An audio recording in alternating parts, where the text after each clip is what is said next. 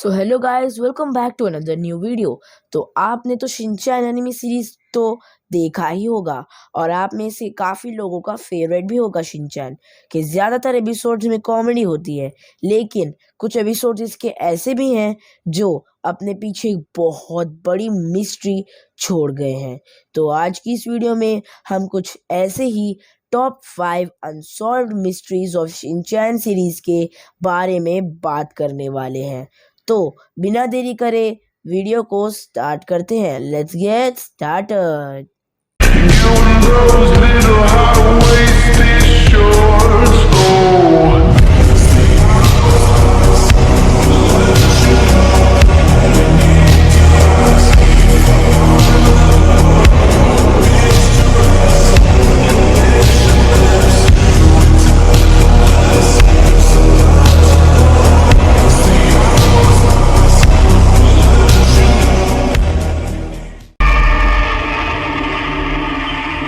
तो गाइस, पूरे के पूरे शिनचैन सीरीज में हमें सारे ही कैरेक्टर्स का फेस 2 से 3 एपिसोड्स में कम से कम देखने को तो मिला ही है, लेकिन एक कैरेक्टर जिसका हमें सिर्फ बॉडी ही देखने को मिला है, और वो भी सिर्फ एक ही एपिसोड में। जी हाँ, मैं मसाओ के डैड की बात कर रहा हूँ। तो आखिर मसाओ के डैड का नाम क्या है, वो कैसे पर्सनालिटी के इंसान हैं, वो कैसे दिखते हैं, और उनका चेहरा हमें कभी क्यों नहीं दिखाया गया? ऐसे सवाल हमारे दिमाग में अब भी है, जिनका जवाब अब तक कोई भी नहीं दे पाया है।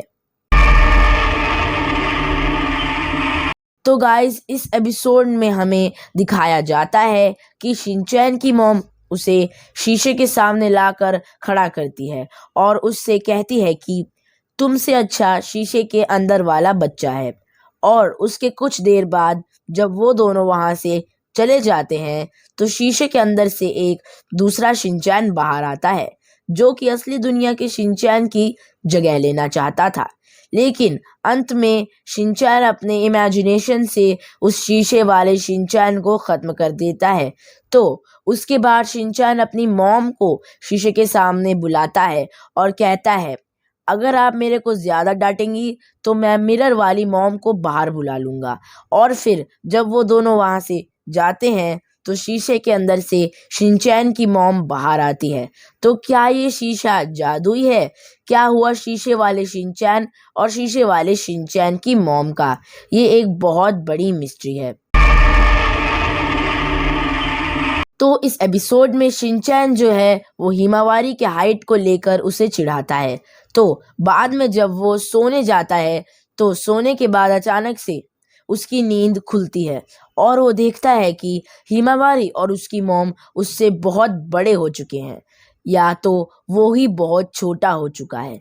इसके बाद हिमावारी शिनचैन को बहुत दौड़ाती है और उसे निगलने वाली ही होती है कि तभी वो जैसे तैसे करके अपने मॉम के बालों पर कूद जाता है। तो वो उन बालों को कसकर पकड़ लेता है और तभी हिमावारी उसे तानती है, लेकिन शिनचैन अपने मॉम के बालों को छोड़ता नहीं। लेकिन तभी उसके मॉम का वो बाल टूट जाता है। तो अचानक से उसकी नींद खुलती है, तो वो देखता है कि ये बस एक सपना था, और वो देखता है कि सबका साइज नॉर्मल है, लेकिन उसके हाथ में सिर्फ सिर्फ और सिर्फ एक बाल होता है। तो क्या ये उसके मॉम का बाल है? पर कैसे? ये एक बहुत बड़ी मिस्ट्री है। तो इस एपिसोड में मिची और योशिरिन दोनों शिनचैन के घर आते हैं, क्योंकि उन्हें एक नया घर लेना होता है। तो अच्छे और बुरे घर की पहचान मित्सी को काफ़ी ज़्यादा है, और मित्सी तो बार्गेनिंग के मामले में ग्रैंड मास्टर वाली रैंकिंग में है। तो वो अपार्टमेंट की खोज में हर घर में जाते हैं और आखिर में उन्हें एक अच्छा घर मिलता है, जो मास्टरमाइंड मेरा मतलब मित्सी को भी पसंद आ जाता है। लेकिन तभी मिची की चिल्लाने की आवाज़ आती है, और उसके बाद सब जब देखने को जाते हैं कि मसला क्या है, तो वो देखते हैं कि दीवार पर एक अननोन मार्क होता है, जो कि किसी ह्यूमन के साइज का होता है। तो इस मार्क को देखकर आपको काफ़ी ज़्यादा नेगेटिव फीलिंग आएगी। तो ये मार्क घोस्ट, ब्लैक मैजिक या मर्डर की ओर इशारा करता है, जो कि काफी ज्यादा मिस्टीरियस है। तो आप सबको तो पता ही होगा कि नैनी और उसकी मॉम जब भी गुस्से में होते हैं तो अपने प्यारे रैबिट को मारते हैं। तो इसी तरह एक दिन नैनी अपने रूम में सो रही होती है, तभी वो टीवी चलाने की आवाज सुनती है।